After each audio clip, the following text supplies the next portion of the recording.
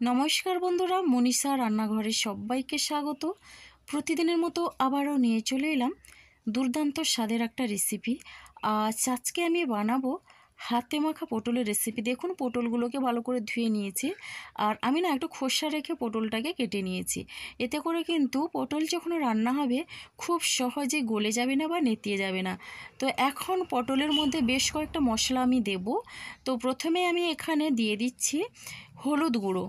তো পরিমাণ মতো হলুদ গুঁড়ো দিলাম, আর দিয়ে দিচ্ছে লঙ্কার গুঁড়ো, আর এরপরে এখানে দিয়ে দিচ্ছি হাফ চামচ পরিমাণে জিরের গুঁড়ো, আর দিয়ে দিচ্ছি হাফ চামচ পরিমাণে ধনে গুঁড়ো।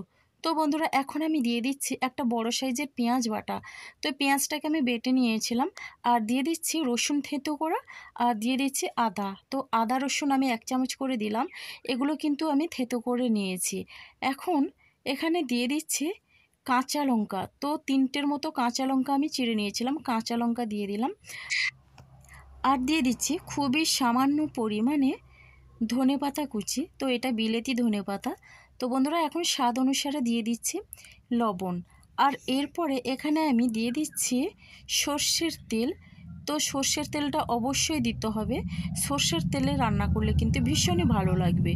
তো বন্ধুরা দেখুন, এখানে আপনারা চাইলে টমেটো কুচিও দিতে পারেন। তো আমি কিন্তু আজকে এই রেসিপিতে টমেটো দেব না, তো টমেটো ছাড়াই আমি কিন্তু এটা রান্না করব। তো এইভাবে যদি হাতে মেখে রান্না করা যায় তাহলে কিন্তু ভীষণ ভালো লাগে পটলের এই রেসিপিটা। পটলের অনেক রকমের রেসিপি খেয়েছেন, তবে একবার হলেও এই রেসিপিটা ট্রাই করতে পারেন, দুর্দান্ত লাগবে। এটা শুধুমাত্র ভাত নয়, এটা কিন্তু রুটি পরোটার সঙ্গেও দারুণ লাগে খেতে। তো বন্ধুরা দেখুন, হাতে এইভাবে মেখে নিলে কিন্তু স্বাদটা খুব ভালো হয়। যে কোনো জিনিসে হাতে যত্ন করে মাখালে খুবই ভালো লাগবে খেতে, মাখানোটাই কিন্তু আসল।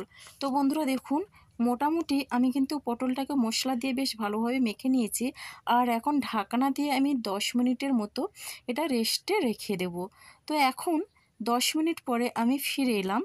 এখন আমি রান্নাটা করে নেব। গ্যাসে কড়াই বসিয়ে দিয়েছি, কড়াইটা গরম করে নিয়েছি, দিয়ে দিচ্ছি সর্ষের তেল সামান্য পরিমাণে, আর এখন আমি ওই তেলের মধ্যে দিয়ে দিচ্ছি একটা শুকনো লঙ্কা, গরম মশলা, সামান্য পরিমাণে তেজপাতা, দিয়ে দিচ্ছি হাফ চামচ পরিমাণে গোটা জিরে। এখন না আমি এই মশলাটাকে একটু হালকা করে ভেজে নিচ্ছি। তো এরপরে আমি মশলাটা ভাজা হয়ে গেছে, সুন্দর একটা গন্ধ বেরিয়েছে। এবার ওই মশলা শুদ্ধ পটলটাকে আমি দিয়ে দিচ্ছি। এখন দেখুন, থালা থেকে মশলাটা বেশ ভালো করে পরিষ্কার করে আমি কড়াইতে দিয়ে দিচ্ছি। তো এরপরে এখানে আমি দিয়ে দিচ্ছি খুবই অল্প পরিমাণে জল, মানে ওই থালাটা ধুয়ে অল্প পরিমাণে আমি জলটা দিয়ে দিচ্ছি। এখানে কিন্তু জলের পরিমাণটা খুব একটা বেশি লাগে না, এখানে পরিমাণ বলতে গেলে 1 কাপের থেকেও কম জল দিলাম। আর এখন আমি নেড়ে নিচ্ছি একটু। তো নেড়ে নিয়ে আমি ঢাকনা দিয়ে প্রথম 2 মিনিট আমি হাই ফ্লেমে রেখে তারপরে লো করে দেব। তো এদিকে আমি একটা তড়কা প্যান কিন্তু গ্যাসে বসিয়ে দিয়েছি। তড়কা প্যানটা কিন্তু খুব ভালোভাবে গরম হয়েছে, আর আমি গ্যাসটা বন্ধ করে দিয়ে 1 চামচ পরিমাণে বেসন দিয়ে একটু নেড়ে নিচ্ছি। বেসনটাকে কিন্তু হালকা করে ভেজে নিতে হবে, তাহলে বেসন থেকে সুন্দর একটা গন্ধ বেরোবে, আর এইভাবে বেসন ভেজে রান্না করলে কিন্তু ভীষণই ভালো লাগে। তো মোটামুটি দেখুন, বেসনটা কিন্তু আমার ভাজা হয়ে গেছে, আর এরপরে আমি ঢাকনাটা খুলে দেখিয়ে দিচ্ছি রান্নাটা কতটা হয়েছে। তো দেখুন বন্ধুরা, প্রথমে আমি কিন্তু 2 মিনিট হাই ফ্লেমে রেখে রান্না করে নিয়ে এখন গ্যাসের ফ্লেমটা একেবারে লো করে নিয়েছি, তা না হলে কিন্তু পটলটা সেদ্ধ হবে না। তো এখন দেখুন, আমি ওই ভেজে রাখা বেসনটা দিয়ে দিলাম, আর বেসনটা দিয়ে এখন একটু নেড়ে নেব। তো এইভাবে যদি পটলের এই রেসিপিটি বানানো যায় তাহলে দুর্দান্ত স্বাদ লাগে, একবার হলেও আপনারা ট্রাই করবেন।